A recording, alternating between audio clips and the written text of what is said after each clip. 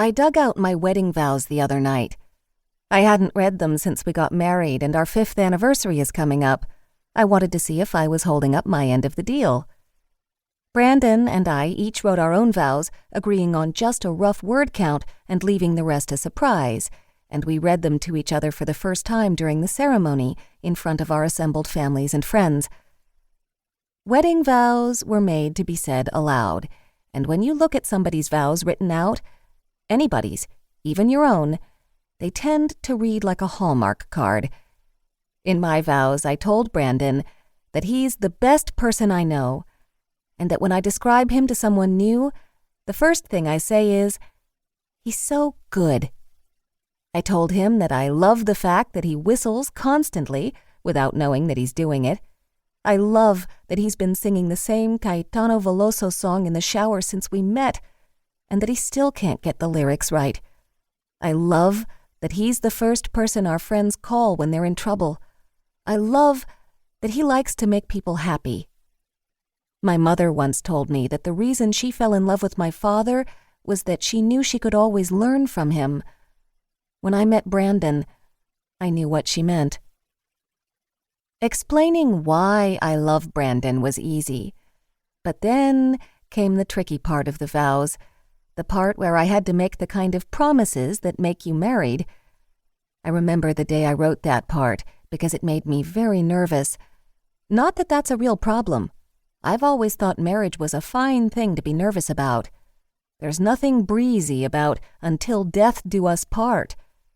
You're hitching your wagon to someone else's, and if you're totally honest about it, neither of you really knows how the steering column works, which road you'd be smartest to take, and whether somewhere down that road, your spouse's wheel hubs will open to reveal blades designed specifically to tear your wagon apart, Ben-Hur style. I see trepidation as a mark of sanity. But that's why I forged ahead and wrote what I did, because I knew all of that and still wanted to get married. So I told him that I would always love him and support him, even though the word always makes me feel like I need an antacid. I wanted to say it. I wanted to believe it. I vowed to work with him to make our hopes and dreams real, whatever they might be. And I meant it. I had already had a preview of Brandon's hopes and dreams.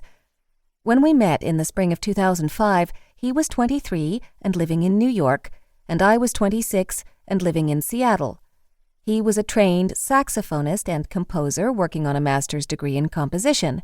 I worked in publishing, wrote a food blog, and was slowly extracting myself from a doctoral program that I'd decided not to finish. We both loved to cook and eat. Brandon was particularly into espresso. He had 3 espresso machines and a commercial-grade grinder that was larger than some New York kitchens, each one carefully researched and purchased on eBay. The first time I took him to visit my mother, he spent an entire afternoon working on my dad's old Faima Contessa, which hadn't been touched in the 3 years since he died. A bolt in the housing was stuck, and Brandon wrestled with it for most of an afternoon. When it came loose, he made my mother a cappuccino, and then he grinned for a week. But about a year after we met, when we moved in together in Seattle, he started noticing that caffeine made him feel like the Hulk, like yelling and smashing things and wearing tight purple pants. So he gave up espresso and sold his fancy machines. Instead, he decided he would build violins. He'd always loved the instrument, the romance of it, the sound of it, the fact that it's notoriously difficult to build well. Brandon loves a good problem. He was starting a PhD program in composition at the University of Washington that fall, and he had a job at a restaurant. But building violins, he thought, would be a nice way to spend his free time. After we settled into our first apartment, he built a workbench from plywood and 2x4s in the basement. He bought chisels and planes of every size. Whenever we were out in the car, he pulled over at every garage sale shopping for tools. He bought books on violins. He bought a broken violin and broke it even more, studying the way the parts fit together.